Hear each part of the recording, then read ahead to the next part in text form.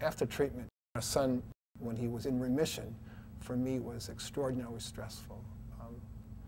Every time we went to the office for an examination, especially for a test like a bone marrow examination or a CAT scan, the stress for me as a physician was just enormous, something I really wasn't able to deal with.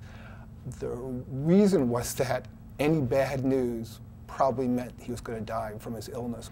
His initial post-treatment testing was, I think, the most stressful for us, because actually on his initial CAT scan and MRI, they thought that one of his lymph nodes or lymph glands in his chest was enlarged.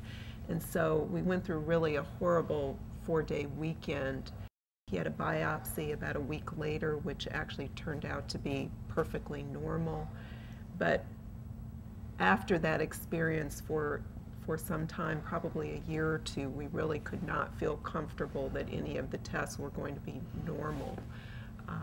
And we just had a great deal of anxiety about that. I think the more difficult things were his psychological issues. I think he felt he lost a childhood. I think he felt he lost a lot of friends. He had therapy in his spinal fluid with a drug called methotrexate, and there's no doubt that he suffered some cognitive changes after that. His self-esteem diminished, his ability to concentrate decreased, his ability to perform in school was not as good as it used to be. In fact, school for him for many years after finishing therapy was very difficult. From being an overachiever, he became an underachiever, and that was very stressful for him.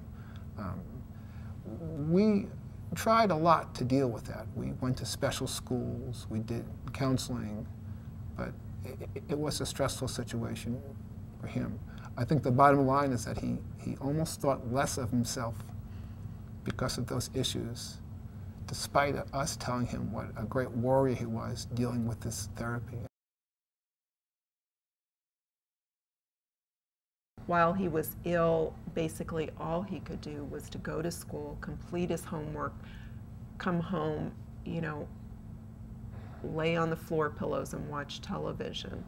So the normal tasks and responsibilities that would have been his at a certain age, we really didn't put those on him. He wasn't able to do that. And so at the point he recovered, there was no turning point that we could say, okay, we're going to be normal now.